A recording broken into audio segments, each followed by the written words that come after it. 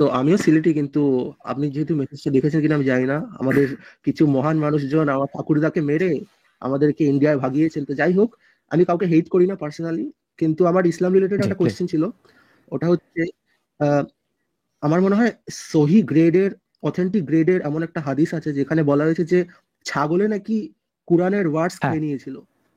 এটার ব্যাপারে যদি একটু বলতে পারেন প্লিজ ভাই। ইমরান ভাই আপনি তাহলে আচ্ছা, রয়্যাল বেঙ্গল আপনাকে অনুরোধ করবো আপনি ইউটিউব থেকে দেখুন, ওর উত্তরটা ইমরান ভাই দিচ্ছেন। মাসুদ ভাই প্রয়োজনে অ্যাড করবেন। জি। আহ, আচ্ছা, এটা আমি বলছি। হ্যাঁ, হ্যাঁ, রজম সম্পর্কিত আয়াত এবং বয়স্ক লোকেরও 10 ঢোক দুধ পান সম্পর্কিত আয়াত একটা সহিফা লেখা ছিল। আল্লাহ রসুলের ইন্তেকাল যখন হয়, তখন আয়েশা রাদিয়াল্লাহু তাআলা আনহা বলেন যে আমরা তখন ব্যতিব্যস্ত হয়ে পড়লাম ইন্তেকালের সময়। ওই সময়টাতে এসে একটা ছাগল খাটের নিচ থেকে এই বয়স্ক লোকের 10 ঢোক দুধ পান সম্পর্কিত আয়াত এবং রজম সম্পর্কিত আয়াত খেয়ে ফেলে। তো এটা দিয়ে আসলে কি বোঝাতে চাইছেন আমি জানি না, তবে সবচেয়ে বিস্ময়কর ব্যাপার হচ্ছে, ভয়ানক ব্যাপার হচ্ছে, রজম রজম মানে হচ্ছে বিবাহিত নারী পুরুষ যদি জিনায় লিপ্ত হয় তখন তাদেরকে পাথর মেরে হত্যা করা হয়। তো এমন একটা মর্মান্তিক ভয়াবহ একটি বিধান বর্তমান ইসলামে, মানে বর্তমান কোরআনে এই আয়াতটি কিন্তু নেই। এখন আমি এটা নিয়ে অনেক গবেষণা করেছি। আমি প্রথম প্রশ্ন হচ্ছে সূরা হিজর এর 9 নম্বর আয়াত, ইন্না নাহনু নাযালনা যিকরা ওয়া ইন্না লাহু লাহাফিজুন। নিশ্চয়ই আমি কোরআন অবতীর্ণ করেছি এবং এই কোরআনের সংরক্ষক আমি। আল্লাহ যে কোরআনের সংরক্ষণের দায়িত্ব নিয়েছেন, সেই কোরআনের আয়াত, কিছু ছাগল আয়াত লেগে। এবং ছাগলে খেয়ে ফেলেছে, ব্যাপারটা খুবই হাস্যকর এবং বিস্ময়কর। আহ, এটা মানতে পারিনি। তারপরে হচ্ছে ইসলামিস্টরা জবাব দেন যে ছাগলে খেয়েছে তাতে কি হয়েছে, আয়াতটা তো লিপিবদ্ধ আছে, সংরক্ষিত আছে। তারা অন্যান্য হাদিস থেকে সেটা প্রমাণ করেন যে আয়াতটা আছে, আশ-শাইখু ওয়াশ-শাইখাতু ইযা যানায়া ফারজুমুহাল বাত্তা নাকালা মিনাল্লাহ আল্লাহু আজিজুন হাকিম। তো এই আয়াতটা আসলে অন্যান্য হাদিসে আছে। তো তখন প্রশ্ন হচ্ছে যে আয়াতটা যদি সংরক্ষিতই থাকে তাহলে বর্তমান কোরআনে সেটি অনুপস্থিত কেন? এই প্রশ্নের উত্তর আসলে আমি জানি না। তারা বলছেন হাদিসে তো আছে, কিন্তু হাদিস দিয়ে তার হবে না। যে কোরআনের আয়াত হিসেবে আল্লাহ নাজিল করেছেন, জিব্রাইল আল্লাহ রসুলের কাছে এসেছেন ওহাই নিয়ে, কোরআন হিসেবে সেই কোরআনের আয়াত কোরআনে থাকবে না কেন? আর কোরআনে যেই আয়াতটা নেই, সেই আয়াতের বিধান কেন ইসলামে থাকবে? যেমন ইসলামী হুকুমত যদি যে সমস্ত রাষ্ট্রে প্রতিষ্ঠিত আছে, সেখানে অবশ্যই এই রজমের বিধানটা কার্যকর হবে। সৌদি আরবে আছে, আফগানিস্তানে আছে, এবং বাংলাদেশেও এখন যেভাবে চলছে, আফগানিস্তান হতে বেশি দেরি না। যদি হয় সেখানেও বিবাহিত নারী পুরুষ যদি জেনা লিপ্ত হয়, তাহলে তাদেরকেও কিন্তু রজম করা হবে। তো এমন ভয়াবহ মর্মান্তিক একটি বিধান, যেটি বর্তমান কোরআনে আয়াতটি নেই কিন্তু বিধানটি ইসলামী শরিয়াতে আছে, এই ব্যাপারটা আসলে কোনোভাবেই গ্রহণযোগ্য না, কোনোভাবেই হিসাবটা মেলাতে পারছি না আমি। এখন আমি আপনাকে আর কি বলবো? আর অনেক কিছু জানার ধন্যবাদ। আছে কিনা আপনি বলতে পারেন। আহ, উনি উনি আচ্ছা, না ধন্যবাদ। এটা মুফতি মাসুদ ভাই আপনি কি অ্যাড করবেন নাকি ইমরান ভাইয়ের মানে? না, আমার আর অ্যাড করার কিছু নেই, ইমরান যা বলেছে ওটাই এনাফ। আচ্ছা, অনেক ধন্যবাদ। আমাদের সাথে একজন কাফের যুক্ত হয়েছেন। কাফের, আপনি কেমন আছেন? আপনাকে কিন্তু শুনতে পাচ্ছি না। ফারাজনব ভাই। সরি জি জি, সরি, এখন শুনতে পাচ্ছেন? হ্যাঁ মাসুদ শুনতে মাসুদ ভাই। পাচ্ছি। হ্যাঁ ভাই। আচ্ছা আচ্ছা। আচ্ছা আচ্ছা, ঠিক আছে, থ্যাংক ইউ যুক্ত করার জন্য, ধন্যবাদ। আমার এই বিষয়ে, এই পার্টিকুলার এই বিষয়ে একটা প্রশ্ন আছে, বাট ওই প্রশ্নটা যাওয়ার আগে প্রথমত আমি বশির ভাইকে একটা কংগ্রাচুলেশন জানাতে যাচ্ছি। বশির ভাই, ধন্যবাদ ওয়েলকাম। ভাই। মানে বশির বশির আমি ইমরান ভাই আর কি, আমি বশির ইমরান হচ্ছেন ইমরান ইমরান ভাইয়ের বাবার বাবার নাম। নাম। আচ্ছা আচ্ছা, ওই ওকে, ওসামা সরি অনেক বিন সরি সরি লাদেনের ব্যাকওয়ার্ড মানে ভাই, আমরা তো যে ওই লাইনে, ওই লাইনের না, এই সরি, যে এই আবু জন্য আর কি সাইদ, আছে। হ্যাঁ যে ঠিক আছে, ঠিক আছে। মারা ধন্যবাদ। গেছে সাইদ, মানে তো আবু সাইদ মানে সাইদের বাপ। আর যে মারা গেছে হুম। তারে সাইদের বাপ বলা হয়েছে, তো সে কিন্তু বিবাহই করে নাই। সাইদকে জন্ম দেওয়া তো দূরের কথা। আচ্ছা, প্রথমত মাসুদ ভাই, ইমরান ভাই, আপনারা আমার কাছে, পার্টিকুলার আমার কাছে অনেক ইম্পর্টেন্ট পার্সন। ইম্পর্টেন্ট পার্সন মানে শ্রদ্ধেয় পার্সন। কি জন্য? আমি বা, সাধারণ বাংলা মিডিয়ামে পড়াশোনা করছি, একটা একটা মোটামুটি একটা ইউনিভার্সিটি থেকে পড়াশোনা করছি। আমি আমার সার্কেলে যত শিক্ষিত এবং বাংলাদেশের ক্যাডার পর্যায়ে যত ফ্রেন্ড সার্কেল আছে, তাদেরকেও দেখেছি যে তারা ধরেন যে কোনো একটা ওয়াজ মাহফিল দেখলো বা জাকির নায়কের কোনো একটা লেকচার দেখলো, তারা ওটা দেখে, ওটা শুনে, ওটা শুনে মাথায় নেয়, মাথায় নিয়ে ওটা প্রসেস করে না। শুনলাম আর মানলাম, ওই প্রসিডিওর পর্যন্ত থাকে। সেটা হোক বিজ্ঞান রিলেটেড কোন একটা কথা, হোক ইসলাম রিলেটেড কোন একটা কথা, তারা শুনে আর বিশ্বাস করে নেয়। এটা যে যাচাই করতে হবে, এই জিনিসটা তারা কখনোই করে না। আপনারা যে এত ইয়া থাকা সত্ত্বেও, এত ধরনের আপনাদের আশঙ্কা থাকা প্রিভিলেজ। সত্ত্বেও, এত ধরনের প্রবলেম প্রবলেম থাকা সত্ত্বেও আপনারা যে এই জিনিসটা করতে পারছেন, এই যাচাইটা করতে পারছেন, যেখানে ছোটবেলা থেকে আপনাদের মগজ ধলাই করা হয়েছে, ওইখান থেকে আপনারা বের হয়ে আপনার ধর্মটাকে যাচাই করতে হবে, ওই মেন্টালিটি যে একবার হলেও গ্রহণ করতে পারছেন এবং যাচাই বাছাই করছেন, ভাই এটার জন্য আপনারা আসলেও মানে কংগ্রাচুলেশন পাওয়ার মতো লোকজন, জেনুইনলি। আমি মনে করি যারা আমার ফ্রেন্ড সার্কেলের মধ্যে যারা যারা আছে, ক্যাডার ইসলামিস্ট যারা যারা আছে, আমি মনে করি তাদের সে কেরিয়ারে যতই উন্নতি করুক না কেন, সে তার বাবা মার টাকা লিটারাল ওয়েস্ট করছে। আপনারা সেটা করেন নাই।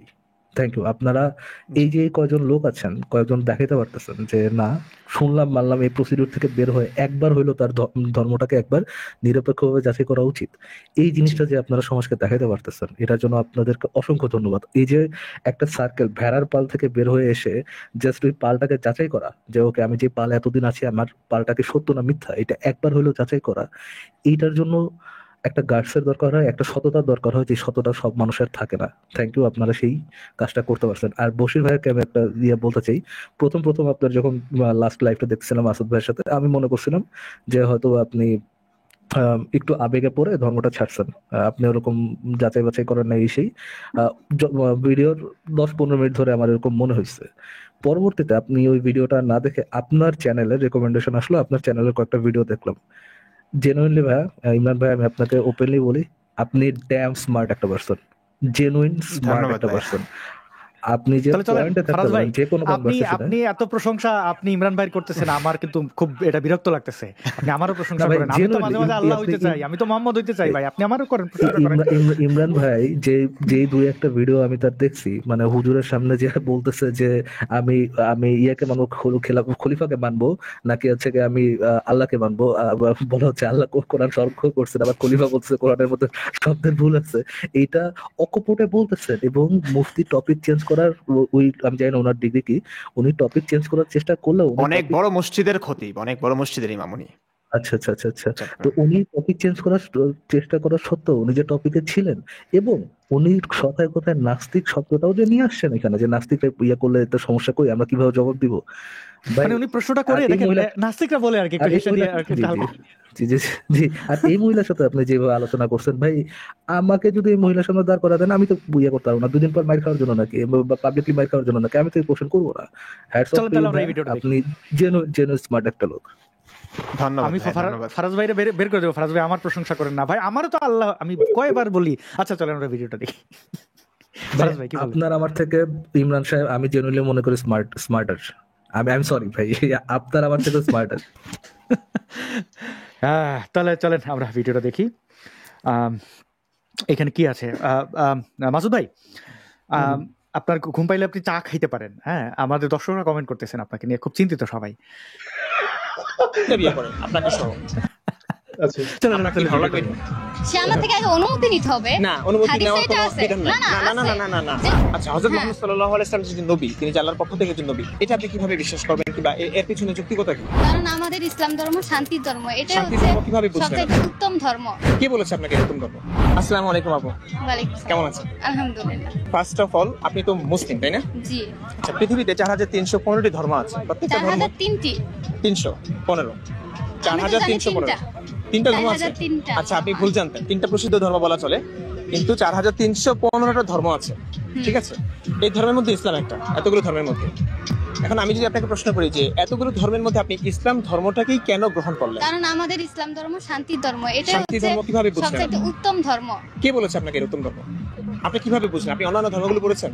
অন্যান্য ধর্ম পড়তে আপনি হয় না, নিজের আমি ধর্মটাকে বিশ্বাসী। করেছেন? ইসলাম ধর্ম মানেই বিশ্বাস, নিজের বিশ্বাস। হ্যাঁ, সবাই তো বিশ্বাসই করে, তাহলে হিন্দুরা তো হিন্দু ধর্মকে বিশ্বাস করে, তাই না? জি। আমরাও ইসলাম ধর্মটাকে বিশ্বাস করি। আপনি যে বললেন যে সমস্ত ধর্মের মধ্যে শ্রেষ্ঠ ধর্ম এটা, উত্তম ধর্ম এটা, আপনারা দেখছেন এই ভিডিওটি কথা বলো পেজ থেকে, আপনারা এটা কিভাবে পেজটি ফলো বলবেন? করতে পারেন। কারণ আমি বিশ্বাস করি, হ্যাঁ? আমি ইসলামে বিশ্বাস করি, আমি কোরআনে বিশ্বাস করি। শুধু বিশ্বাস, এই বিশ্বাসের পেছনে আর কোনো আমি- যৌক্তিকতা আছে কিনা? আমি যদি বলি কেন বিশ্বাস করেন আপনি? হিন্দু ধর্মটাকে কেন বিশ্বাস করেন না, বা অন্য কোনো ধর্মকে না, বিশ্বাস কেন আমি করেন না? কোনো ধর্মকে বিশ্বাস করি না এরকম না, কিন্তু আমাদের আপনি সব ধর্ম ধর্মকে বিশ্বাস করেন? যার যার ধর্ম যার যার কাছে, কিন্তু আমার ইসলাম ধর্ম উত্তম ধর্ম, শ্রেষ্ঠ যার যার ধর্ম যার যার শান্তির কাছে, ধর্ম। ইসলাম ধর্ম শান্তির ধর্ম। আর হইছে আমার ধর্ম শিখাই না যে আমি আরেকজনের ধর্মরে কোনো আঘাত দিয়ে কথা বলবো। আপনি কি জানেন এই যে কথাটা বললেন এটা কোরআনের বিরুদ্ধে চলে গেল? কোরআনে বলেছে যেখানেই মুশরিকদেরকে পাও হত্যা করো।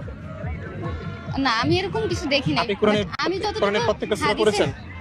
না অর্থ সহ পড়েছেন, তাফসীর সহ পড়েছেন? না, আমার অর্থ সহ হয়নি। তাহলে আপনি কোরআন আল্লাহর পক্ষ থেকে এসেছে আমরা বিশ্বাস করি, সেই কোরআনের কিছুই যখন জানেন না, তাহলে আপনি কিভাবে বললেন যে কোরআন আল্লাহর বাণী বা কোরআন হচ্ছে শ্রেষ্ঠ ধর্মের বিধান তন্ত্র? কিভাবে বললেন? না পড়ে কিভাবে বুঝলেন? না, আমি পড়ি না এরকম না, অর্থ সহকারে হয়তো পড়ি না, কিন্তু কোরআনে যা আছে অর্থ সহ না পড়ে, অর্থ সহ না পড়লে কি বোঝা যাবে কিছু? কিছু কিছু হয়তো পারি, কিছু পারেন। ধর্ম যে বললাম না, বিশ্বাস হচ্ছে বড় কিছু। মানে বিশ্বাস, এই বিশ্বাসের পেছনে কোনো যুক্তিকতা নাই। মানুষের যে বলেন ঈমান নষ্ট হয়ে যায়, হ্যাঁ, এই বিশ্বাসের পেছনে কোনো যুক্তিকতা আছে না। তাহলে তো হিন্দু ধর্মের যদি আমরা বলি, হিন্দু ধর্ম তো মিথ্যা ধর্মের মধ্যে আছে আমরা বলি, তাই না? আমাদের কাছে তারা মিথ্যা, তাই না? এটা তো বিশ্বাস করেন নাকি? আপনি যদি এটা বিশ্বাস করেন যে আপনার ধর্ম ঠিক অন্য ধর্ম ঠিক, তাহলে আপনি ঈমান নাই, আপনি জানেন? আপনাকে বিশ্বাস করতে হবে ইসলাম ধর্ম একমাত্র ধর্ম, অন্য কোনো ধর্মকে মানা যাবে না, ওরা ভুল পথে আছে। ওইটা তো ঠিকই। এই যে মানুষ মুক্তি পূজা করে, যে এগুলো করে, এগুলো তো কিছুই না। আমাদের যে জিনিসটা আছে আমরা বিশ্বাস করি, আমরা আল্লাহরে দেখি না বা আমরা শুনি না, আমরা হযরত মুহাম্মদ সাল্লাল্লাহু আলাইহি ওয়াসাল্লামের উম্মত। আচ্ছা, হযরত মুহাম্মদ সাল্লাল্লাহু আলাইহি ওয়াসাল্লাম যে নবী, তিনি যে আল্লাহর পক্ষ থেকে যে নবী, এটা আপনি কিভাবে বিশ্বাস করবেন, কিংবা এর পিছনে যুক্তিকতা কি প্রমাণ আছে আপনার কাছে উনি যে নবী? হাদিস তো রাসূলের কথা, আমার ফ্যামিলি, হাদিস তো আপনার ফ্যামিলি, আমার ফ্যামিলি ধরেন, আমি যদি বলি আপনার ফ্যামিলি এতদিন ভুল জেনে এসেছে, তখন আপনি কি বলবেন? এটা অসম্ভব। অসম্ভব? কেন অসম্ভব? এটা অসম্ভব কেন? ওনারা যদি ভুল মানুষ। আচ্ছা, হিন্দু ধর্মের একজনকে আমি যদি জিজ্ঞেস করি, তারা এই কথা বলবে যে আমাদের বাপদাদারা যে ধর্ম মেনে এসেছে আমরা সেই ধর্ম মানছি, আমাদের বাপদাদারা ঠিক। আপনি কি এটা মানবেন? আমার পরিবার আপনি কি এটা মানবেন কিনা বলুন? কোনটা? এই যে কোনো একজন হিন্দু ধর্মাবলম্বী যদি বলে, সে হিন্দু কেন, যদি এই প্রশ্ন করি, তাহলে সে যদি উত্তর দেয় যে আমার বাপদাদা যেহেতু হিন্দু ধর্ম অনুসারী, আমি সেই ধর্মটাকে মানছি। আমি প্রশ্ন করলাম আপনার বাপদাদা কি ভুল হতে পারে না? তারা বললো যে না, ভুল হতেই পারে না। তখন আপনি কি এটা মেনে নেবেন? আমি ওনাদেরটা মানবো কেন? আমি আমারটা বলবো যে আমার পূর্বপুরুষ একই তো হয়ে গেল। আপনার পূর্বপুরুষ মুসলিম বলে তারা ভুল করতে পারে না? না, তাহলে অন্যান্য মানুষের পূর্বপুরুষরা ভুল করতে পারে, অন্যান্য পূর্বপুরুষরা ভুল করতে পারে কেন? কেমনে? সেটা আমি কি বলবো, আমি জানি না। আপনি জানেন না? আমার আইডিয়া নাই।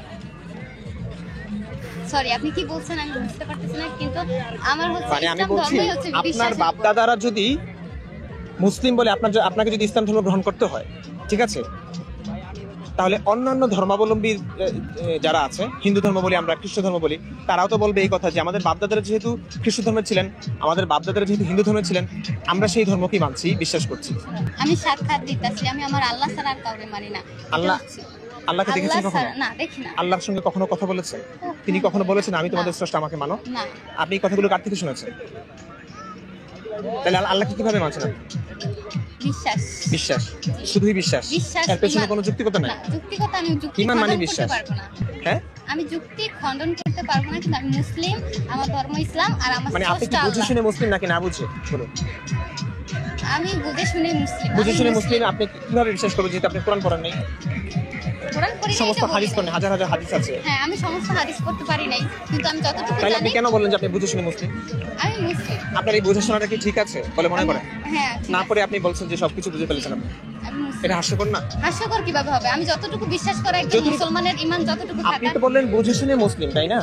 কিন্তু আপনি তো বললেন যে কোরআনের অনেক কিছু পড়েন নাই, অনেক হাদিসই পড়েন নাই, তাহলে আপনি কিভাবে বুঝে শুনে মুসলিম? আচ্ছা, আপনার হাজবেন্ড যদি আরো 3টা বিয়ে করে আপনাকে সহ, আপনার কি ভালো লাগবে? এটা সে আমার থেকে অনুমতি নিতে হবে। না, অনুমতি নেওয়ার কোনো বিধান নাই। না, যে তুমি বিয়ে করবে হাদিসে প্রথম স্ত্রীর কাছে অনুমতি নিতে হবে। না, প্রথম স্ত্রীর কাছে অনুমতি নেওয়ার ব্যাপারটা নাই। তাহলে হয়তো মানুষ আমরা বলি, আর নয়তো আপনি ভুল, কিন্তু আমি যতটুকু শুনছি, আমার কাছে দলিল আছে, আপনি জিজ্ঞেস করে নিতে পারেন। এখন এটা ঠিক ধরে আপনি প্রশ্ন করেন যে আপনার অনুমতি ছাড়া যদি আরো করে 3টা বিয়ে করে কিংবা এমনিতে বিয়ে করে ফেলে, তখন আপনার কেমন লাগবে?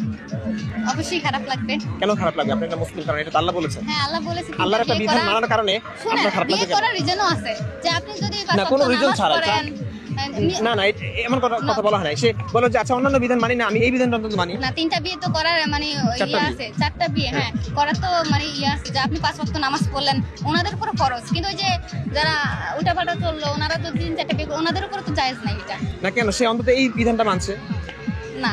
যে নামাজ পড়ে না, সে যদি কোরবানি করে, আপনি কি তাকে নিষেধ করতে পারবেন যে তুমি নামাজ পড়ো না, আবার কোরবানি কেন করো? না, সবকিছুর হাদিস মোতাবেক হইলো এই বিয়ের বিষয়টা হচ্ছে যে আপনি যদি এই যে এটা তো ভুল জানেন আপনি, তাহলে হয়তো আমি ভুল, কিন্তু আমি যতটুকু জানি আপনি ভুল, আপনার ধর্ম ভুল না, আপনার ধর্ম ঠিক, আপনি ভুল।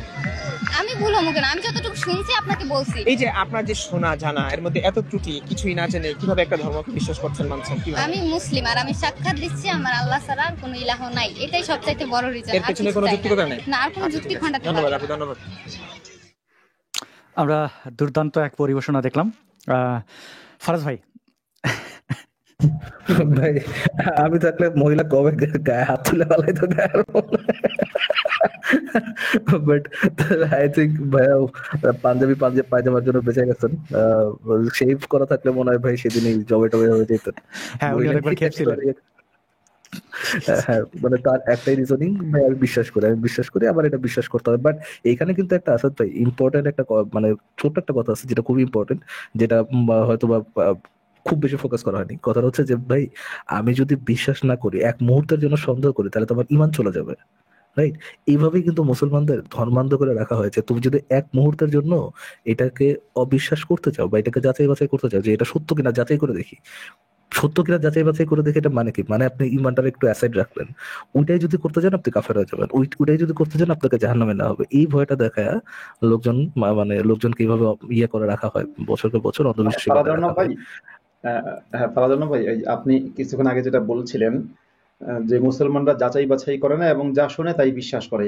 আসলে জাস্ট শুনলে বিশ্বাস করাটাই কিন্তু কোরআনের নির্দেশ, মানে হাদিসে তো আছেই আর কোরআনেও আছে। কোরআনের একটা আয়াত, ইন্নামা কানা কাউলুল মুমিনিনা ইযা দুউ ইলাল্লাহি ওয়া রাসূলিহি লিয়াহকুমা বাইনাহুম আন ইয়াকুলু সামি'না ওয়া আতা'না, এরকম একটা আয়াত আছে। এই আয়াতের অর্থটা হচ্ছে, এটা সূরা নূরের আয়াত নম্বর 51, যে যখনই কোনো মুমিনদের হওয়া উচিত কেমন সেটা বলছে, যখনই তাদেরকে আল্লাহ এবং তার রাসূলের কোনো হুকুমের কথা শোনানো হয় বা সেদিকে ডাকা হয়, তখন তাদের কথা হওয়া উচিত যে আইয়াকুলু সামি'না ওয়া আতা'না, আমরা শুনলাম এবং আনুগত্য করলাম। শুনলাম এবং যাচাই করলাম, এটা কিন্তু কোরআনে বলা হয়নি। অনেকগুলো আয়াতে আছে, ওয়াকালু সামি'না ওয়া আতা'না গুফরানাকা রাব্বানা ওয়া ইলাইকাল মাসির, একেবারে সূরা আল বাকারার শেষ আয়াতটা যেটা, সেখানেও এই কথাটা আছে যে তারা বলে যে আমরা শুনলাম এবং আনুগত্য করলাম। তা শুনলাম এবং আনুগত্য করলাম কোরআনে সেটা বলা হয়েছে, যাচাই বাছাই করার কথা কোরআনে কিন্তু বলা হয়নি। হ্যাঁ ফারাজান ভাই। যে মাসুদ ভাই আমি জাস্ট দুইটা লাইন অ্যাড করি এখানে।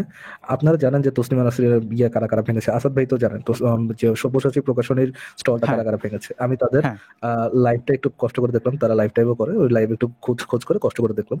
এবং যারা যারা ভেঙেছেন তারা প্রথম একদিন লাইভ করতেছিলেন যে ইসলামে আকলের গুরুত্ব কতটা গুরুত্ব দিয়েছেন আল্লাহ আকল ব্যবহার করার উপরে, আকল কতটা গুরুত্বপূর্ণ এবং কেন এটা ব্যবহার করতেই হবে। এবং প্রত্যেক কথা শেষে আলটিমেটলি এটাই ছিল যে ওই আকল ব্যবহার করে আল্লাহ যে সত্য ওই কনক্লুশনে আপনার আসতে হবে। এবং তার 3-4 দিন পর আরেকটা লাইভ করেছে তারা, আকল ব্যবহার করে কেন আপনি পরম সত্যে পৌঁছাতে পারবেন না, এটার জন্য কেন ঈমান দরকার।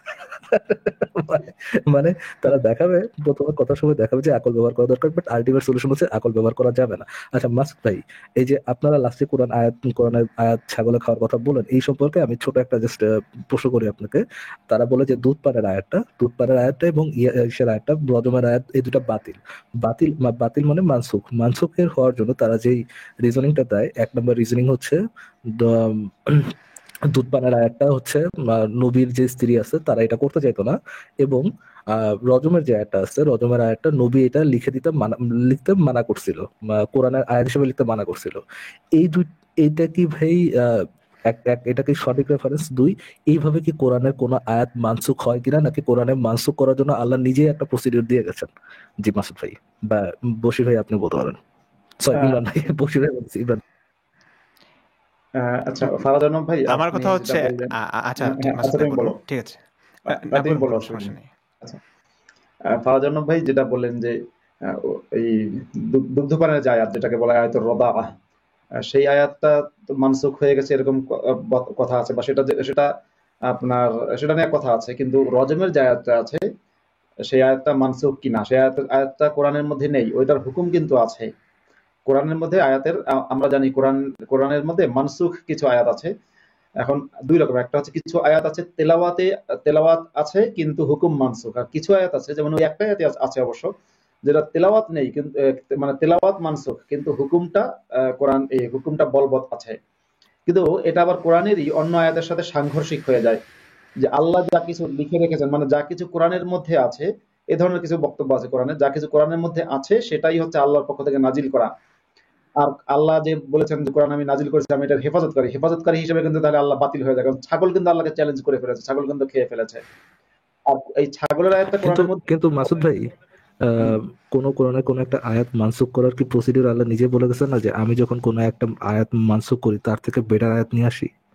হ্যাঁ হ্যাঁ হ্যাঁ হ্যাঁ, বলে আজান গেছেন না? দিয়ে এই আমরা- দুধ পানের জন্য কি দুধ পানের আয়াত বা রজমের থেকে বেটার আয়াত কি কোরআনে আছে? আর যদি না থাকে তাহলে কি যে মোল্লারা আল্লাহর উপর বেশি পোদ্দারি করতেছে না এখানে?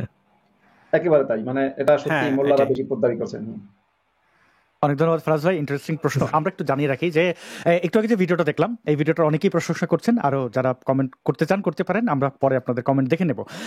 এরকম শত শত ভিডিও আছে আশা করি, টোটাল ইমরান ভাইয়ের কাছে 1000-এর মতো ভিডিও আছে। তো ফারাজ ভাই একটু টাইট হয়ে বসেন, তো অনেক দেখা যাবে। আমরা একটু তুর্য আছেন আমাদের সাথে, তার প্রশ্নটা একটু নিয়ে নেই। তুর্য, আপনি কি কিছু জিজ্ঞেস করবেন? ভাই কেমন আছেন? ভালো আছি। ভাই সাউন্ড একটু কমান, সাউন্ড একটু কমান। আচ্ছা, আমি কমে নিচ্ছি, আমি কমে নিচ্ছি। হ্যাঁ জি, কন্টিনিউ করেন। জি তুর্য, শুনতে পাচ্ছি। ভাই প্রথমত একটা জিনিস শেয়ার করতে চাচ্ছিলাম, সেটা হচ্ছে আসাদুল ভাই, আপনার ভিডিওগুলো দেখি মোটামুটি, তো আপনার একটা জিনিস আমার কাছে খুব ভালো লাগে, আপনি সবসময় মানবতার পক্ষে কথা বলেন, এই জিনিসটা আমার কাছে খুব ভালো লাগে। মুফতি মাসুদ সাহেবের ভিডিওগুলো দেখি। ঠিক আছে, এখন আমার একটা ব্যক্তিগত অপিনিয়ন ছিল, সেটা হচ্ছে আপনারা কিন্তু মানে সবগুলো ভিডিওতে একটা মানবতার কথা বলেন, তো এই জিনিসটা ভালো, এই জিনিসটা আমি অ্যাপ্রিশিয়েট করি। কিন্তু যে জিনিসটা যেটা ইসলামও করে না, যে মানবতার কথাটা ইসলামও বলে না। আচ্ছা আচ্ছা ফারাজ ভাই, ও শুনি ওনার কাছে। জি, আপনি নার্ভাস, আমার মনে হচ্ছে যে আপনি না মানে অভ্যস্ত না লাইভে, আপনি একদম ফিল ফ্রি প্রশ্ন করেন। আমরা পানি খান, এক গ্লাস পানি খায় আরামসে বলেন, সমস্যা না, ঠিক আছে, ধন্যবাদ। আসলে খুব চাপ লাগছে, সমস্যা নেই, এটা আমি আমার ভাবে বলি। তো যেটা হচ্ছে এখন বিষয়টা, তো আপনারা মানবতার কথা বলেন, সেটা খুবই ভালো বিষয়, এটা খুবই অ্যাপ্রিশিয়েটেবল। কিন্তু আমি যে জিনিসটা কথা আজকে তুলে ধরতে চাই, সেটা হচ্ছে মানবতার জায়গায় কিন্তু এই কথাটা বলতে গেলে সবার প্রতি সম্মান রেখে কথা বলা উচিত, সে যেই মত পথেরই হোক না কেন। কিন্তু ভাই, আমি যেটা বলতে চাচ্ছিলাম, অনুগ্রহ পূর্বক আপনারা একটা জায়গায় যদি একটু নজর দিতেন, সেটা হচ্ছে যখন আপনি আমাদের নবী হযরত মুহাম্মদ সাল্লাল্লাহু আলাইহি সাল্লামকে নিয়ে যখন আপনারা কথা বলেন, তখন কিছু কিছু ওয়ার্ড আপনারা ব্যবহার করেন, যেমন কুখ্যাত মরুর ডাকাত, আরো কত কি, আমি সেগুলো নাই বলি, একটা বলে আমি উদাহরণ দিলাম। তো ঠিক আছে, আপনাদেরও একটা মতের জায়গা আছে, কিন্তু বিষয়টা হচ্ছে ভাই, এইটাকে যদি আমরা একটু অ্যাভয়েড করে যান, কারণ এটা আমাদের ভাই আবেগের জায়গায়। এখন এই আবেগের জায়গায় আপনারা, ঠিক আছে, আপনাদের দৃষ্টিতে উনি খুবই, আমাদের নবী খুবই খারাপ ব্যক্তি, যত ধরনের কুখ্যাত কাজ উনি করেছেন আপনাদের দৃষ্টিতে, কিন্তু ভাই আপনারা সমালোচনা করতেই পারেন, এটা যার যার নিজস্ব একটা মতের জায়গা আছে, কিন্তু আপনারা অনুগ্রহপূর্বক আমাদের প্লিজ একটু শেষ করি, নবীকে নিয়ে সংক্ষেপে শেষ করে দিচ্ছি। হ্যাঁ, আমাদের নবীকে নিয়ে এই ধরনের কুরুচিপূর্ণ বা এই ধরনের এইভাবে সম্বোধন না করলেই ভালো হবে, উত্তম হবে আমি আশা করছি, কারণ আপনারা যেহেতু মানবতার সবক দেন হ্যাঁ ভিডিওতে, তো সেই হিসেবে এটাও যদি আপনারা একটু বিবেচনা করেন। আচ্ছা, আমি একটু বুঝতে পেরেছি, আমি একটু উত্তর দেবো। আমি যাচ্ছি। তুর্য ভাই, আমার কাছে মনে হয়েছে কি উনি লাইভে যুক্ত হন না সচরাচর, তো উনি একটু নার্ভাস ফিল করছেন। তুর্য ভাই, আপনার প্রশ্ন কি শেষ? মানে আপনার আসলে মতামতটা দিয়েছি, দিতে চেয়েছি। জি বুঝতে পেরেছি, আশা করি আপনারা এটা বুঝতে পেরেছেন। আমি বুঝতে পেরেছি, এটার উত্তরটা আর কি আশা করছি। জি, আমরা মাসুদ ভাইয়ের কাছে যাচ্ছি। আমি একটু আমার অবস্থান থেকে বলে রাখি। তুর্য ভাই দেখেন, এই যে আপনি বিনীতভাবে অনুরোধ করেছেন, আমি আপনার এই অনুরোধ, এটাকে আমি সম্মানের চোখে দেখি, এবং আমি ব্যক্তিগতভাবে আপনার নবীকে যাই দেখি না কেন আমি এই শব্দগুলো ব্যবহার করি, সেই শব্দগুলোর ঐতিহাসিক রেফারেন্স থাকলেও যেন আমি না করি, এটা আপনি বলেছেন। আমি আপনার এই যে অ্যাপ্রোচ আমি শ্রদ্ধার সাথে নিলাম। আমি ব্যক্তিগতভাবে কয়েকটা জিনিসে আপনাকে লক্ষ্য করতে বলবো। এই যে বাইতুল মুকাররম, বাংলাদেশের জাতীয় মসজিদ, বাইতুল মুকাররমের সামনে আবু তোহা আদনান এবং আব্বাসী সহ আরো কিছু ইসলাম প্রচারক, ইসলামপন্থী নেতা বলা যায় তাদেরকে, তারা বলল যে নবীর ব্যাপারে যে সমালোচনা করবে তার কলা ফেলে দিতে হবে। একটা হত্যার এগেনস্টে আমি যদি একটা শব্দ ব্যবহার করি যে শব্দটা তার পেশার সাথে যুক্ত বা তার কর্মের সাথে যুক্ত আপনাদের নবীর, তাহলে কি সেটা খুব অন্যায় হয়? আসলে ওই বিবেচনা করলে আপনিও মনে করবেন যে অন্যায় নয়, কিন্তু আপনি যদি আমার ব্যক্তিগত জিজ্ঞেস করেন যে আমি এটা বলে আনন্দ পাই কিনা, আরাম পাই কিনা, না আনন্দ পাই না, আরাম পাই না। কোনো কটু কথা বা কোনো ব্যক্তিকেই, একজন অপরাধীকেও, ধরেন একজন ব্যক্তি খুন করেছে, তো সে আদালতে প্রমাণিত খুনি, তো সেই ব্যক্তিকেও কিন্তু খুনি বলতে আমার একটু রুচিতে বাধে, কারণ খুন একটা খারাপ জিনিস, ডাকাতি একটা খারাপ জিনিস। এই শব্দগুলো ব্যবহার করতে কার ভালো লাগে? ভালো লাগে না। কিন্তু এই শব্দগুলো কেন ব্যবহার করে? এই যে মোল্লারা গেল, এই যে হুমকি ধুমকি দিচ্ছে, কাউন্টার তো দিতে হয়। আর একটা বিষয় হচ্ছে যে আমি ইন জেনারেল সকল মুসলমানদেরকে আমি অপছন্দ করি না, তাদেরকে আঘাতও দিতে চাই না, যেমনটাই আমি আপনাকে দিতে চাই না। এটা হচ্ছে আমার বক্তব্য। আমি মাসুদ ভাইয়ের কাছে যাই। মাসুদ ভাই কি মনে করেন? মাসুদ ভাই, আপনি যদি একটু যুক্ত করেন। হ্যাঁ, ধন্যবাদ তুর্য। আপনার বয়স অনেক কম এবং আপনাকে আমি প্রথমত রিকোয়েস্ট করবো আপনি একটু কোরআন এবং হাদিস তাফসির সহ একটু স্টাডি করুন নিজের ভাষায়।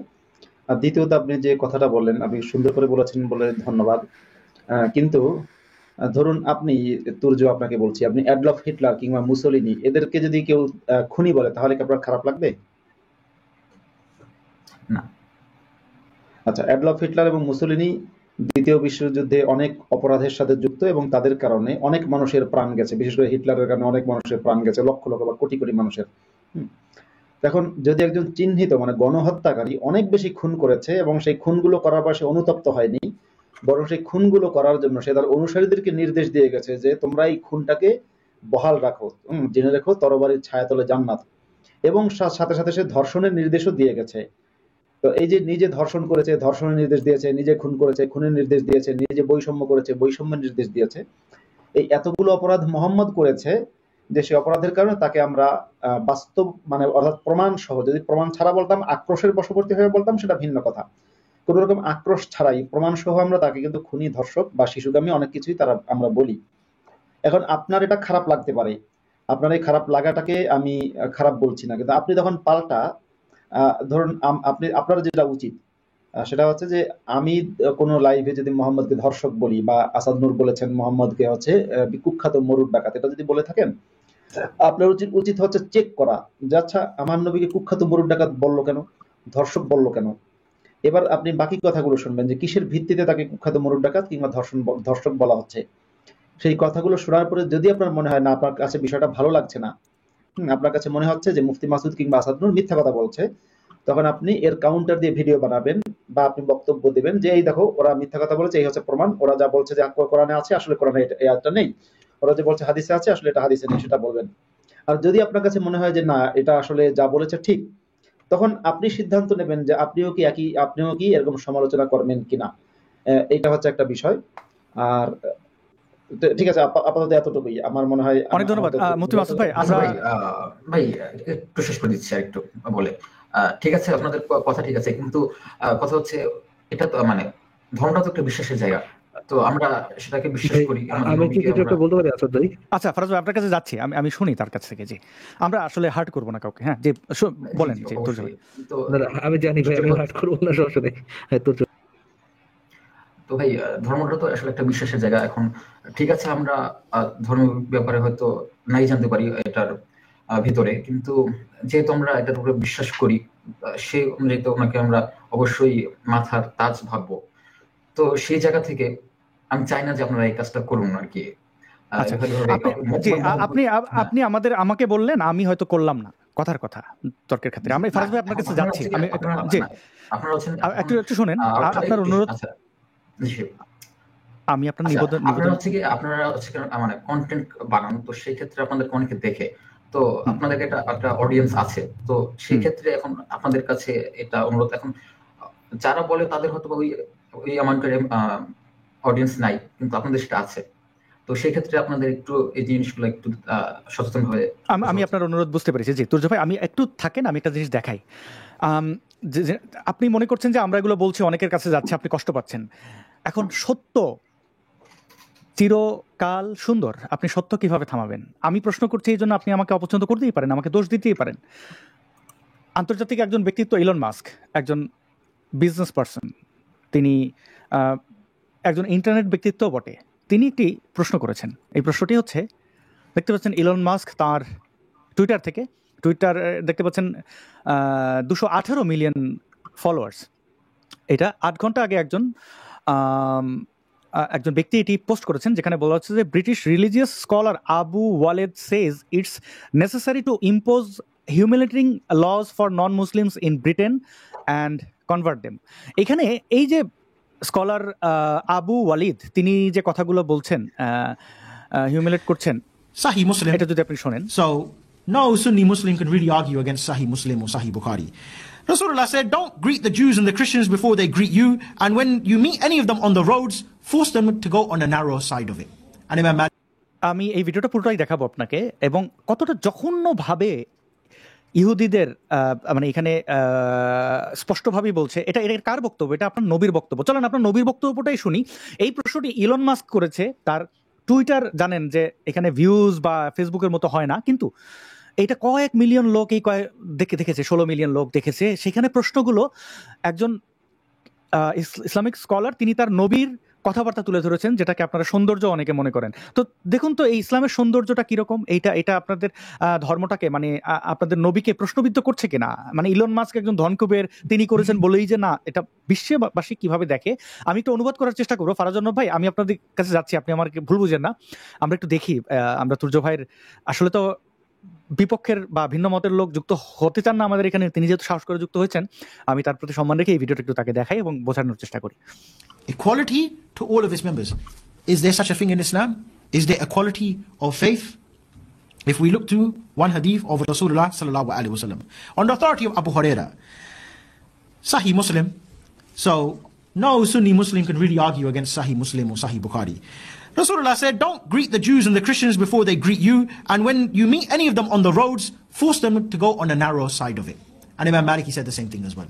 In fact, Umar ibn Khattab, who Rasulullah sallallahu alaihi wasallam, he said that if there was to be another Nabi after me, it would be Umar ibn Khattab in his own charter, not charter of United Nations, in his charter with the people of Sham, with those Christians of Sham, in his charter was Kafir and Muslim, they're not allowed to wear the same clothes as one another. If দেখেন মোহাম্মদ বলছে তারপরে যদি কেউ নবী হইতো তাহলে ওমর হইতো, এবং তারা এটা ন্যারেট করে গেছে হাদিসে, সহি হাদিস নিয়ে সুন্নিদের কোনো ইয়ে নাই, মানে সুন্নিরা হাদিস সহি হাদিসগুলো নিয়ে কোনো ই করে না। সেখানে বলছে যে ইহুদি এবং খ্রিস্টানরা যদি যায় রাস্তা দিয়ে, তাদের মানে করে দেওয়া, মানে তাদের কত ভাবে ঘৃণা করা হয়েছে। এবং দেখেন এই যে কাপড় কাপড় পড়তে পারবে না, ভালো কাপড় পড়তে পারবে না মুসলিমরা, এমনকি যদি পরে তাহলে তার আপনার নবী এবং তার সাহাবীরা কি করছে দেখেন। If the Muslim, he comes out on the day of Eid and he sees Kafir with nice clothes, the Kafir has to take his clothes off and give it to the Muslims. দেখছেন, একটা ভালো কাপড় যদি পরে আসে, এমনকি ঈদের, মানে তার কাপড়টা নিয়ে নিতে হবে। Kafir, when he walks inside the street, he has to wear a red belt around his neck, and he has to have his forehead shaved, and he has to wear 2 shoes. দেখেন, মানে তার মাথা নেড়া কইরা এবং পায়ে বিশেষ চিহ্ন ব্যবহার করা, কত ভাবে অপমান করেছে আপনার নবী। দেখেন আপনি অপমানের কথা বলেন, 2 shoes which are different from one another. He's not allowed to. দেখেন দুইটা জুতা পর্যন্ত একভাবে পড়তে পারবে না। And he's not allowed to walk on the pavement. He has to walk on. He has to walk in the middle of the road, and he has to ride on a mule. And that's only for the adults, not for the children. And you can see how Islam would make the child become a Muslim. The kafir or the child growing up in a state of kufr, he will turn to Islam. Why? দেখেন এই যে যদি মানে তাদের ভাষায় কাফের যদি অমুসলিম হয়, তাদের বেলায় এই আইন প্রযোজ্য না, যেন ওই শিশুটা দেখে বড় হয়, সে মানে তাকে শিশুকে তৈরি করা হচ্ছে যে তার পরিবারের সদস্য তারা এইভাবে অপমানিত হচ্ছে, ভয়ঙ্কর বৈষম্যের শিকার হচ্ছে, এটা দেখে যেন সে বড় হয় এবং সেজন্য মুসলিম হয়, কারণ এগুলো দেখলে তো সে চাইবে না ওইভাবে অপমানিত হইতে বড় হইলে। Because the child will be walking along with his dad. He said, "Dad, yeah, why you got your forehead shaved?" I don't know whether these Muslims they make me do it. Why you got to walk? Why can't you ride the animal like the Muslims? They walk like ride the animal like this. Why are you walking with both legs dangling on the side of the donkey? চিন্তা করেন যে শিশু প্রশ্ন করবে বাবাকে যে বাবা তোমার মাথা নেড়া কেন, বলবে আমি জানি না, মুসলিমরা আমাকে এইভাবেই আমাকে থাকতে হবে, তো তুমি কেন এই ডঙ্কির মতো গরু গাধার মতো তুমি রাস্তার পাশ দিয়ে হাঁটছো, মুসলমানরা বেরের বেশে গাধার পরে দুই পা এক পাশে ঝুলায় কেন যাচ্ছে আর কি, বুঝছেন যে মহিলারা যেভাবে বসে সেভাবে। ওকে, ওয়েল আই এম সরি। তো এখানে আমি আবার একটু শুনি। তো হ্যাঁ, বীরের বেশে যাচ্ছে না, তারা ওইভাবে মানে পরজীবীর মতো আর কি। দেখেন শুনেন, why are you walking with both legs dangling on the side of the donkey? Why is it every time the Muslim comes to you he asks you for your clothes, you give it? Why is it every time he tells you to get down from the horse, you have to take it? And not only that, he said the kuffar, they can have their churches, but they're not allowed to ring the bell. And if a Muslim, আপনি এই যে 14 বার 5 বার করে আজান দিতেছেন, কান ঝালাপালা করে ফেলতেছেন, কিন্তু অমুসলিমদের তা একটা বেলটা পর্যন্ত বাজাইতে পারবে না, তাদের থাকবে? কত কত ইসলাম মহান না, আপনার নবী কত মহান যে হ্যাঁ চার্চ থাকুক, হ্যাঁ, বা মন্দির থাকুক, থাকবে, কিন্তু ঘন্টা বাজাইতে পারবেন না। দুর্গাপূজা হবে, শব্দ করতে পারবেন না, দেখাইতে পারবেন না দুর্গা পূজার প্যান্ডেল, সাজতে পারবেন না। A Muslim, he's walking by. Let's say, for example, a Muslim's been on Edgware Road, for example. He's had some nice shisha, some nice steak. No hubble bubble. We don't deal with anything like that. And he's walking along and he's rubbing his belly and he's like, oh man, I don't want to upset my wife tonight. What you can do, you can go to the church, knock on the door. John, let me in. Okay, no problem. John has to put up Abdul Ghafoor for the night. Abdul Ghafoor with his big belly, having his nice kebab. John has to open up the church and he has to go there and sleep there nice and comfortable and say, all right, John, thank you, and then carry on going early in the morning. Which wife is going to live with John under that type of circumstances? What kind of honoring is this for me to live with John and Abdul Ghafoor comes every Friday night and sleeps in our bed as well? Of course. salafimedia.com তাদের মাইক্রোফোনটা দেখাচ্ছে। ও বাহ। Because sunnah is to look after the guest, innit? I can't make you sleep on my floor if you can't. You're a Muslim, by the way. So what about when Abdul Ghafoor goes to John's house? John, sleep on the floor and I'll sleep on the bed. What's going to happen? Tracy's going to be on the floor thinking, my husband, he's got a forehead shaved, and this one, look to this one, Khatab, mashallah. Which one's more attractive? We're not gay. I'm just saying. A man with his forehead shaved and one belt around his neck and two different colored shoes, or Amir Khatab. Amir Khatab, we're talking about here now, with that nice Chechen hat, big beard, a bit to the side, yeah? And he's got the badges there, la ilaha illallah, la ilaha illallah, yeah? And he's got a big gun, and he's got a big camouflage jacket on, nice boots, gloves as well. Even if he's got a couple of fingers missing, still looks attractive. Yeah? What's Tracy going to do? John's in for a problem. He just let him in for a kebab, he lost his own wife as well. So everyone's going to become Muslim. That is, my dear brothers, the Islamic State. চিন্তা করছেন এটা ব্রিটেনে বসে বলতেছে, তাই না ফরাজ ভাই? Most probably ভাই, মোস্ট প্রবাবলি, বিকজ ব্রিটেন তো এখন ব্রিটেন নেই, এটা হচ্ছে ব্রিটেনিস্তান হয়ে গেছে। মোস্ট প্রবাবলি সে তার সামনে কিছু অডিয়েন্স ছিল, অমুসলিম, Tracy and something like that, বললো কিছু একটা নাম, এবং উদাহরণ যে দিচ্ছিল, যে স্ট্রিটের বর্ণনা দিচ্ছিল, তাতে এগুলো ইসের সামনে বলবে না ভাই আসাদ ভাই। এটা মোস্ট এটা এখনো ওরকম সময় নেই যে পুরো পাবলিক প্ল্যাটফর্মে বলে, এটা হচ্ছে কি মসজিদে বলে এবং এগুলো রেকর্ড করে পরে তারাই ছেড়ে দেয় আর কি। কিন্তু সে কিছু না, তার সামনে অডিয়েন্স ছিল, তার অডিয়েন্স ছিল, উদাহরণ দিছিল, হ্যাঁ উদাহরণ, অডিয়েন্স ছিল, সেগুলো সব দিনের পথের, এই জন্যই হাসতেছিল আর কি। আমার মনে হয় একটু ভিন্নতা, কারণ আমি পশ্চিমবাংলায় এরকম জেহাদি কার্যক্রম চালাইতে আমি দেখছি হিন্দুদের সামনেই, তাদেরকে আমি কাওয়ার্ডও বলতে চাই না, তারা এগুলো এই করে হাসছে, কি সুন্দর, ইসলাম কত সুন্দর। আচ্ছা আপনি ভাই, তুর্য ভাই, আপনি বলেন তো, এই যে একজন মুসলিম পুরুষ কিভাবে অমুসলিমদের নারীরাও অ্যাট্রাক্ট হবে, যে আচ্ছা মুসলিম পুরুষ এই পুরো ফিটফাটার, তারপর তার মাথা নেড়া, সে মাটিতে শুইতেছে, এই যে বিধান, এইভাবে ইসলাম প্রচার, এগুলো আপনার কাছে খুব ভালো লাগে? মানে এই জিনিসগুলো খুব চমৎকার। আপনার নবীর এইগুলো নিয়ে কিছু বলা যাবে না? আপনার ইসলাম প্রচারকরাই তো এগুলো বলতেছে, যেগুলো করো, এগুলো কি ডাকাত এবং ডাকাতের অনুসারী ছাড়া অন্য কারোর পক্ষে এই কথাগুলো বলা সম্ভব?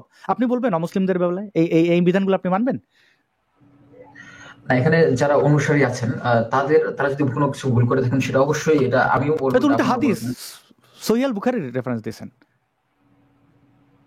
শুরুই করছেন হাদিসের রেফারেন্স,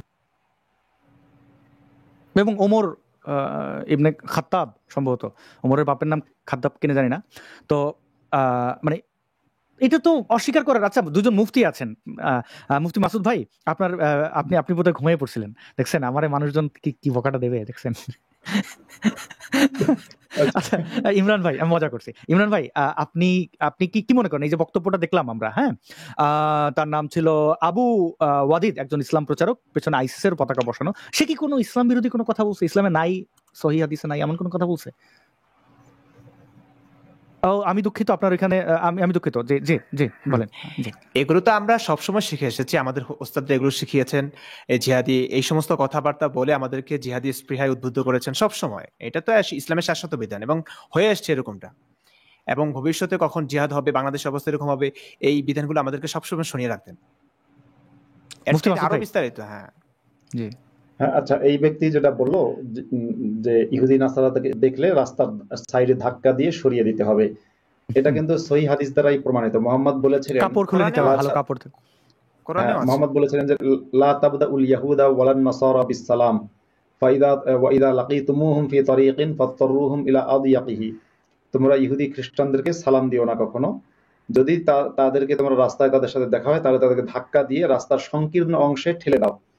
এই যে দেখা হলেই ধাক্কা দিতে হবে, বিকজ তার দোষটা হচ্ছে সে ইহুদি কিংবা খ্রিস্টান, অর্থাৎ সে মুসলিম না।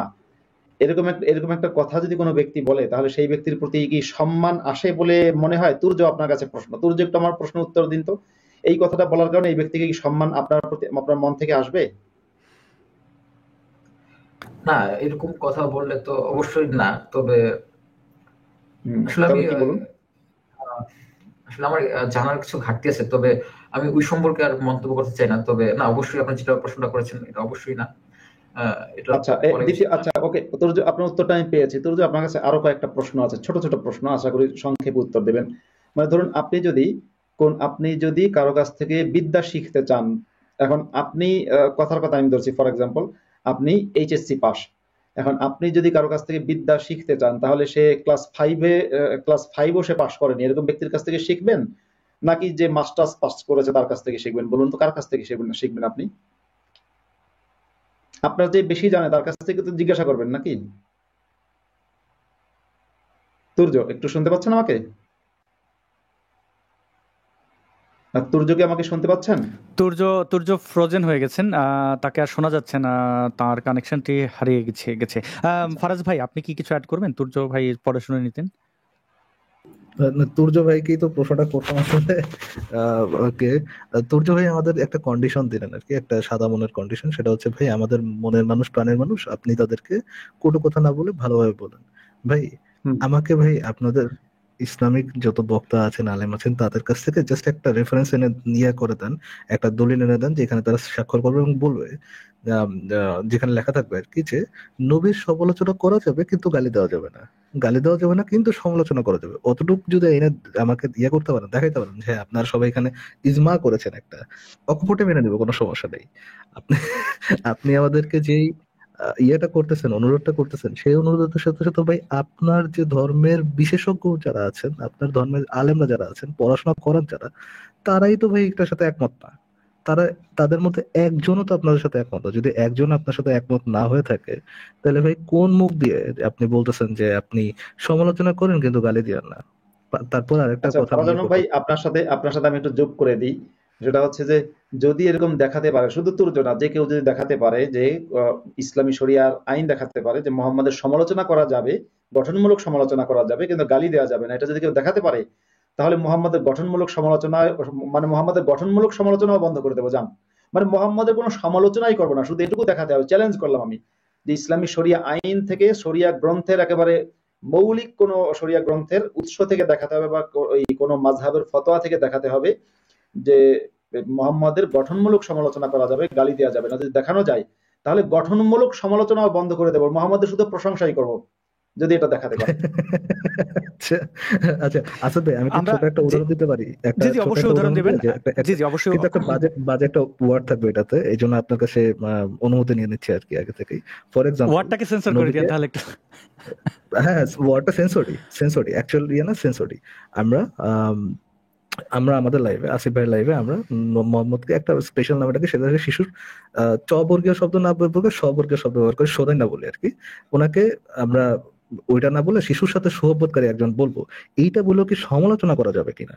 হ্যাঁ, আমি তাকে এরকম ইয়ে না করে, ইনসাল্ট না করে, শিশুর সাথে মানে অপ্রাপ্তবয়স্ক বাচ্চা শিশুর সাথে সুহবতকারী একজন ব্যক্তি বলে তারপরে কি আমি তার সমালোচনা করতে পারবো কিনা? এইটারই অনুমতি আছে কিনা? এটা যদি অনুমতি থাকে, যদি তারা একমত হয়, তাহলে তো দরকার নেই। ফর এক্সাম্পল, আমরা জিসাসের সমালোচনা করার সময় জিসাসের নামে তো কোনো কটু কথা ব্যবহার করা লাগে না। দুইটা কারণ, এক হচ্ছে ব্লাসফেমি আইন নেই, ব্লাসফেমি আইন মানে খ্রিস্টান ব্লাসফেমি আইনের ইম্প্যাক্ট ওয়ার্ল্ড ওয়াইড মানে একেবারে জিরো কোটায় বলতে গেলে। দ্বিতীয়, জিসাসের ক্ষেত্রে এরকম স্টুপিড মানে এরকম ভয়ঙ্কর কাজ খুঁজে পাওয়া যায় না। হ্যাঁ, আসাদ ভাই, এতটুকু বলার। জি, এখন তো এই উত্তর মুফতি সাহেবরা দিতে পারবেন। মুফতি ভাই, কোনো সুযোগ আছে সমালোচনা করার? খুব যত ভালো মিষ্টি তাইলে কি আর দেশ ছাড়ি ভাইয়া? তাইলে কি আর পরিবার ছাড়ি? ফারাজ ভাই, আর কিছু বলার নাই।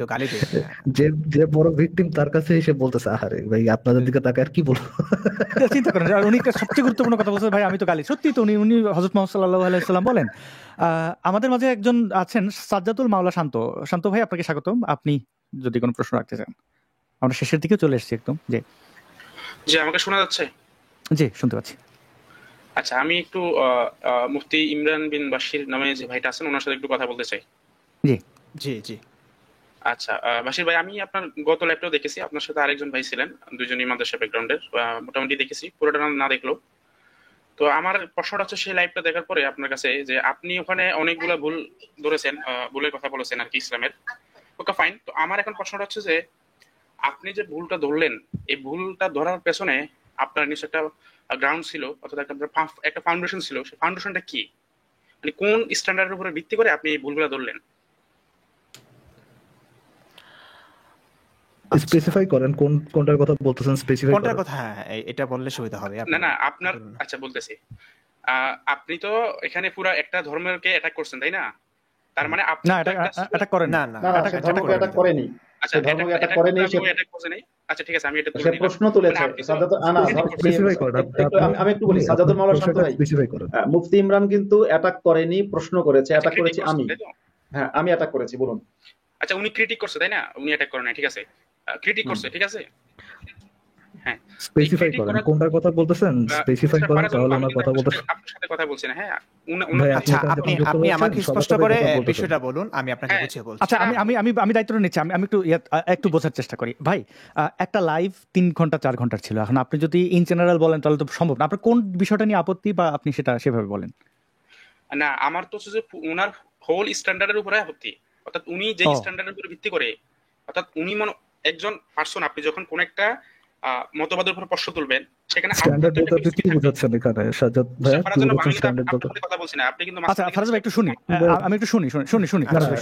আসাদ ভাই, একটা সেকেন্ড ধরেন। আপনাকে কেউ একটা কোশ্চেন করলো, কোশ্চেনের মধ্যে যদি ব্রেক। আচ্ছা, ফারাজ ভাই, আমি বলছি, ফারাজ আপনি ভাই, আমাকে বলুন, আমি শুনে আসাদ ভাই, ফারাজ ভাই ইম্পর্টেন্ট না হলে ভাই, আপনাকে ইম্পর্টেন্ট না হলে আমি সহনশীল হন। ডিস্টার্ব মানে করতাম একজন না। মুসলমান আসছেন আমাদের এখানে, মুসলমানদের আবার আসাদ ভাই, চিরচারিত অভ্যাস এটা, আসাদ সব লাইভে এই কাজগুলো আসাদ করে। ভাই, যদি কিন্তু ইম্পর্টেন্ট না হতো আমি ভাবলাম আজকে এখানে আপনাকে ইন্টারাপ্ট করতাম না। বলা যাবে, কিন্তু এখানে দেখি একটা অবস্থা, আমি এই লোকটা এসে- ফারাজ ভাই, একটা বিষয় আপনাকে বুঝতে হবে, উনি একজন মুসলমান। এখন উনি স্ট্যান্ডার্ড বজায় রাখবেন, আপনি এটা কেন ভাবতেছেন? মানে উনি তো আমাকে একটু ওনার সুযোগ নবীর- দেন, আমাকে একটু না। আচ্ছা, দর্শকরা আমাকে একটু দেখেন, সুযোগ আপনারা দেন। আমাকে কিভাবে ইন্টারফেয়ার করতেছে থার্ড পারসন। না, আমি না, সাজ্জাদুল মাওলা শান্ত ভাই, সাজ্জাদুল মাওলা শান্ত ভাই, ইন্টারফেয়ার করা হবে না। আপনি বলুন, আপনার প্রশ্নের উত্তর দেওয়ার জন্য আমি একটু অনুমতি চাইছি। আপনি বলুন। হ্যাঁ, না, প্রশ্নটা আপনাকে না, মাসুদ ভাই, আপনি একটু শুনেন। তিনি কেবলমাত্র শুরুতে আচ্ছা, বলেছেন। আসাদ ভাই, আমি বলছি, আমি ওনার কথা বুঝতে পেরেছি। আমি বলছি, আপনি স্ট্যান্ডার্ড বলতে আসলে কি বোঝাচ্ছেন আমি স্পষ্ট না। তারপর আমি বলছি, কিছুটা হলে আমার ভুল হলে আপনি বলে দিবেন। ধরুন, আমি বলছি যে ইসলাম দিয়ে আমি ইসলামের সমালোচনা করছি, কারণ 1450 বছর আগে কি হয়েছে আমরা কিচ্ছু জানি না। নবী যে শিশুকামী ছিলেন, এটা কিন্তু আমরা হাদিস থেকে জেনেছি, এটা কোনো নাস্তিক বলে না আমাদেরকে। আচ্ছা, আরেকটা কথা হচ্ছে, আমি একটা উদাহরণ দিয়ে আপনি বুঝে ফেলবেন।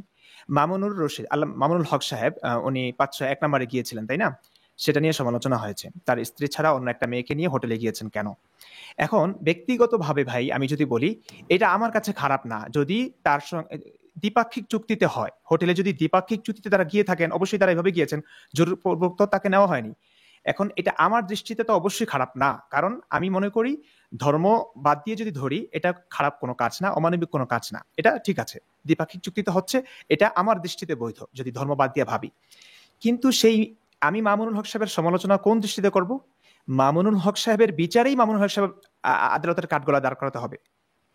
ব্যাপারটা বুঝেন নাই? কারণ উনি তো সবসময় বলে বেড়াচ্ছেন পর্দা করা ফরজ, কোন একটা মেয়ের সঙ্গে সাক্ষাৎ মানে দেখা দেওয়া জায়েজ নাই, এই সমস্ত কথাগুলো তো উনিই বলছেন, উনিই তো হাদিসগুলো শোনাচ্ছেন, ওনারই তো বিশ্বাস এগুলো। তো সেই মানুষটাই যখন, মনে করুন একজন মানুষ চুরিটাকে খারাপ মনে করে না, কিন্তু একটা মানুষ জোর করে সবসময় বলছে চুরি খারাপ, সেই মানুষটা যদি চুরি করে, তাহলে আমি তাকে কোন হিসেবে ধরবো, কোন স্ট্যান্ডার্ডে? তার বিচারেই সে অপরাধী, এটাই। আচ্ছা, আমি একটু উত্তর দিই। সাজ্জাদুল মাওলা শান্ত ভাই, সরি, আমি আপনাকে একটু বলি। আপনি যে বলছেন কোন স্ট্যান্ডার্ডে মুফতি ইমরান বিন বশির ইসলামের ক্রিটিক করছে, আমি সেখানে আপনাকে বলবো আপনার স্ট্যান্ডার্ডে, মানে যে স্ট্যান্ডার্ডকে আপনি ফলো করেন, সেই স্ট্যান্ডার্ডে মুফতি ইমরান এবং আমি মুফতি মাসুদ, আমরা মোহাম্মদের সমালোচনা করছি। বলুন এবার। ঠিক আছে, মুফতি ইমরান বিন বশির ভাই, তাহলে আপনার কাছে আমি কাউন্ট করি, আমি 2টা পয়েন্ট বলবো আপনাকে এখানে। প্রথম পয়েন্ট হচ্ছে, দেখেন আপনি এখানে এমন একটা স্ট্যান্ডার্ড দিয়ে আপনি ইসলামকে ক্রিটিক করতেছেন, যে স্ট্যান্ডার্ডকে আপনি নিজে ভুল প্রমাণ করতেছেন। অর্থাৎ আপনি এখানে এই কাজটা করতে গিয়ে আপনি কি করছেন দেখেন, আপনি একটা স্ট্যান্ডার্ডকে ভুল প্রমাণ করছেন, সেই স্ট্যান্ডার্ড সেই ভুল স্ট্যান্ডার্ডকে দিয়ে আবার সেটাকে জাস্টিফাই করতেছেন।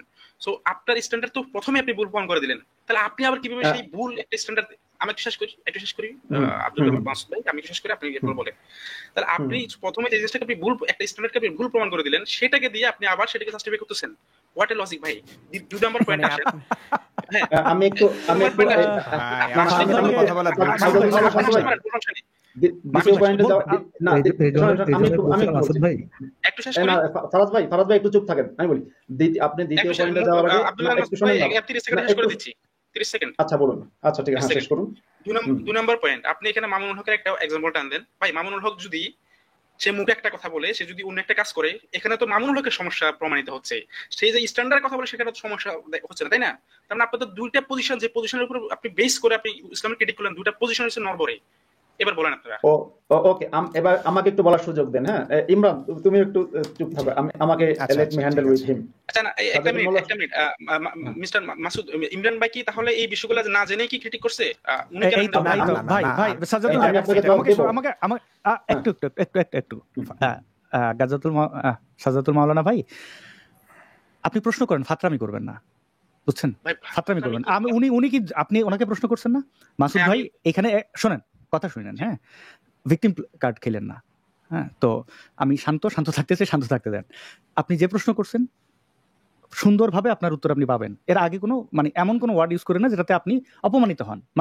আমি যে ফারাজ ভাইয়ের অনুরোধ করলাম যে ফারাজ ভাই নিশ্চয়ই বলবেন, এবং আমি এটাও বললাম ফারাজ ভাইয়ের যে ভাই আপনি স্ট্যান্ডার্ড চাইতেছেন একজন মুমিনের কাছ থেকে, তার ওই স্ট্যান্ডার্ড থাকলে সে কি আর মুমিন থাকে নাকি? আচ্ছা, আপনি যে প্রশ্নটা করছেন, এখানে দেখেন 2 জন ব্যক্তি আছেন, হাফেজ মাওলানা মুফতি মাসুদ ভাই এবং ইমরান ভাই মিলেই সবাইরে কিন্তু উত্তর দিচ্ছেন এই পর্যন্ত। তা আপনি ভাই কোন হরিদাস পাল আসছেন যে আপনারে ইমরান ভাই আপনার জবাব দিতে হবে? মাসুদ ভাই কথা বলতে গেলে আপনি বাধা দিতেছেন কে? আপনি যদি জবাব নিতে চান দাঁড়ান, কে কি রকম, কে কি, এই ফাতরামি করেন না। আমি জানি না, আমি আপনার চিনি না, আপনার চেয়ে বহুত বড় বড় ফাতরাদের আমরা এরা কাইন্দে কুল পায় না এখন। তো সুতরাং ওই ফাতরামি করেন না, প্রশ্ন করছেন, প্রশ্ন জবাব নেন। মাসুদ ভাই বলেন, তারপর আমরা ইমরান ভাইয়ের কাছে যাচ্ছি। হ্যাঁ আচ্ছা, সাজ্জাদুল মাওলা ভাই, আপনাকে আমি একটা কথা তখন জবাব দিয়েছি, এখন আপনার সাথে আমি একটু কথা বলতে চাই। জবাবটা ইমরানের দিতে হবে এমন না, আমিও চাইলে জবাব দিতে পারি, কারণ লাইভে আমিও আছি, আমারও কথা বলার না, ইমরান ভাইও দেবেন, আপনিও দেন। জি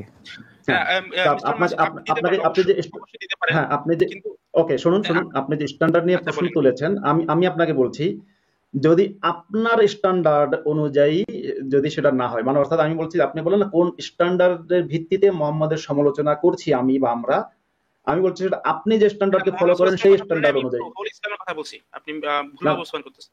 ওকে, হোল ইসলাম, ওকে, ইসলামের সমালোচনা যে কোন স্ট্যান্ডার্ডের ভিত্তিতে, আমি কিন্তু বলছি আপনি যে স্ট্যান্ডার্ডকে ফলো করেন তার ভিত্তিতে। এবার আপনি আমাকে প্রশ্ন করতে পারেন, আমি যে স্ট্যান্ডার্ডকে ফলো করেন সেটাকে তো আপনি ভুল মনে করেন, তাই না?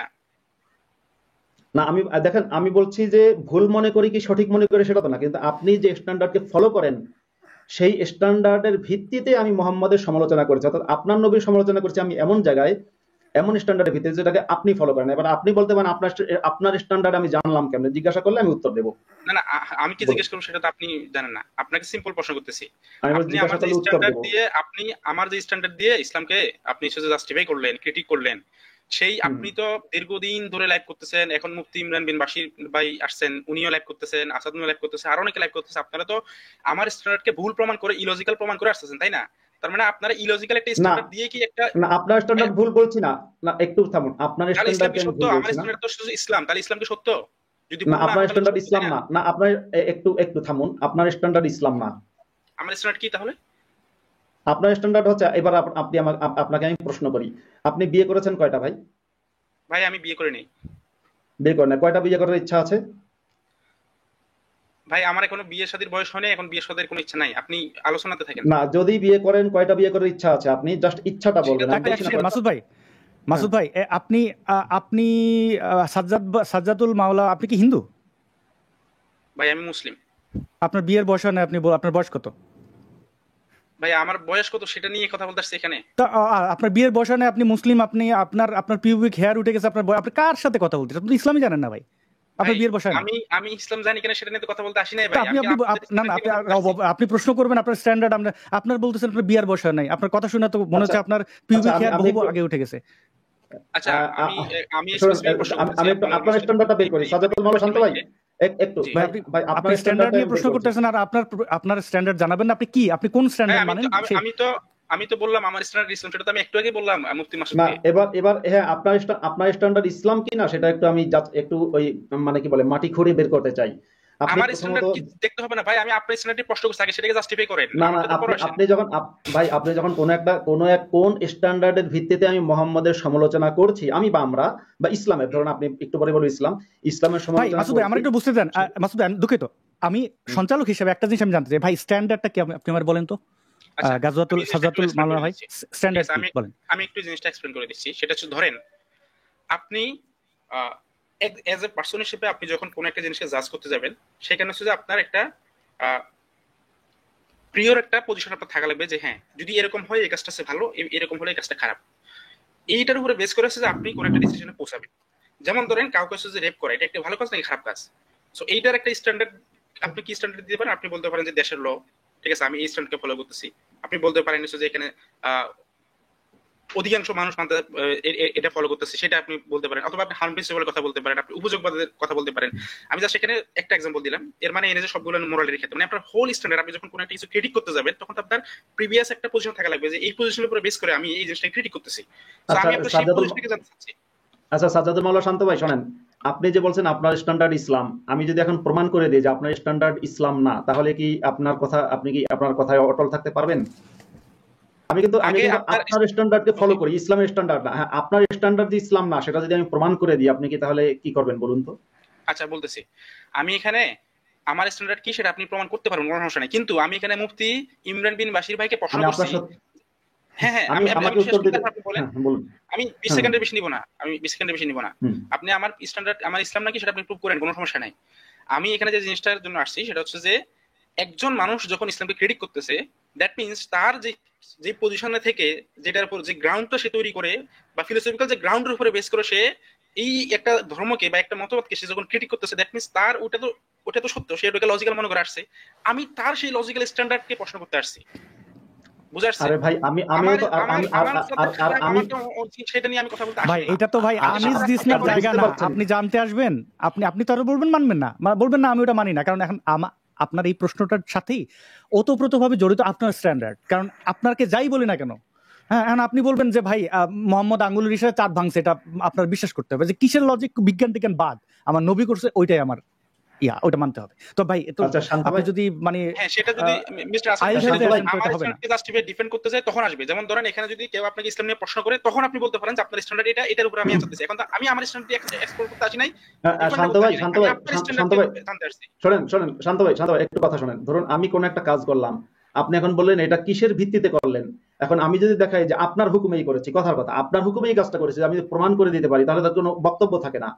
আপনি জিজ্ঞাসা করেছেন কোন স্ট্যান্ডার্ডের ভিত্তিতে আমরা ইসলামের সমালোচনা করি। আমার হুকুম মানার জন্য আপনাকে কে পরিচিত করছে? আমার হুকুম মানার জন্য একটু আমার কথাটা শেষ করতে দেন ভাই, ইন্টারাপ্ট করবেন না। আমি বলেছি আপনি যে স্ট্যান্ডার্ডটি ফলো করেন সেই স্ট্যান্ডার্ডের ভিত্তিতে আমি ইসলামের সমালোচনা করি। এবার আপনার স্ট্যান্ডার্ড আপনি বলছেন ইসলাম, আমি বলছি ভুল, আপনার স্ট্যান্ডার্ড ইসলাম না। এবার আসুন তাহলে আপনার স্ট্যান্ডার্ড নিয়ে কথা বলি। দেখ আমি প্রমাণ করে দেবো যে আপনার স্ট্যান্ডার্ড ইসলাম না। একটু শুনেন, আপনার স্ট্যান্ডার্ডে আমি বলি আপনার স্ট্যান্ডার্ডকে ফলো করেই আমরা মুহাম্মদের এবং কোরআনের সমালোচনা করছি। আপনার স্ট্যান্ডার্ড সম্পর্কে জানতে গিয়ে আমি আপনাকে একটা প্রশ্ন, কারণ এখন আমাদের দেখতে হবে আপনার স্ট্যান্ডার্ডটা আমাদের ফাইন্ড আউট করতে হবে। আপনার স্ট্যান্ডার্ড কি? আমি আপনাকে একটা প্রশ্ন করেছি, আপনি উত্তর দিলেন না। বলেছি আপনার কয়টা বিয়ে করার ইচ্ছা আছে, আপনি উত্তর দিলেন না। যেমন আমাকে জিজ্ঞাসা করবেন, আমার আর কোনো বিয়ে করার ইচ্ছা নেই, একটা বিয়ে করেছি বাস শেষ। আচ্ছা মাসুদ ভাই আসাদ ভাই আমি আপনাদের কাছ থেকে একটু অনুমতি নিচ্ছি, একটু কথা বলি। আমি সাজ্জাদুল মাওলা শান্ত ভাই, উনি আমাকে প্রশ্ন করেছেন, উনি যেটা জানতে চেয়েছেন। আমি স্ট্যান্ডার্ড এই বিতর্কে যাব না। আমার শুধু অবাক লাগছে যে আপনার মতো একজন এত পেছালো মানুষ, এত যুক্তি নির্ভর মানুষ ইসলামটা মানছেন কিভাবে। দেখুন আসাদ ভাই, মাসুদ ভাই এবং সাজ্জাদুল মাওলা শান্ত ভাই, মনে করুন একজন মানুষ বলছে ইসলামেরই বিশ্বাস হচ্ছে যে নবী কখনো মিথ্যা বলতে পারেন না, বিপরীত মুখী কথা বলতে পারেন না। এখন আমি যদি দেখি যে নবী বিপরীত মুখী কথা বলছেন, যেমন এক হাদিসে বলছেন দাজ্জালের ডান চোখ কানা, আর এক হাদিসে তিনি বাম চোখ কানার কথা বলেছেন। এখন হাদিস দুটো মনে করুন আমি ব্যাখ্যা করলাম যে না, একটা হাদিস মনে মিথ্যা হবে, কিন্তু ইসলামী মানে দুটো হাদিসই সহি। এখন দুটো হাদিস সহি হয় কিভাবে? একটা মানুষ, একজন সাহাবী জিজ্ঞেস করলো রসুলকে, ইয়া রাসূলুল্লাহ দাজ্জাল দেখতে কেমন হবে? তিনি বললেন যে দাজ্জালের বিবরণ দিচ্ছেন তিনি, যে দাজ্জালের ডান চোখ কানা হবে। কিছুদিন পর আরেক সাহাবী জিজ্ঞেস করলেন, এখন তিনি যদি আল্লাহর পক্ষ থেকে নবী হয়ে থাকেন, তিনি তো ভুলবার কথা না, কিংবা আল্লাহটা সঠিক, আল্লাহ থেকে জেনে সঠিকটাই মানুষকে জানাবেন। তিনি কিছুদিন পর আরেক সাহাবীর প্রশ্নের উত্তরে তিনি বললেন, দাজ্জালের বিবরণ এভাবে দিলেন যে দাজ্জালের বাম চোখ কানা। এখন আমি এই মানুষটাকে, আমার ওই স্ট্যান্ডার্ড মিস্ট্যান্ডার্ড কিছুই বুঝি না ভাই, আমার শুধু, আমি বারবারই বলে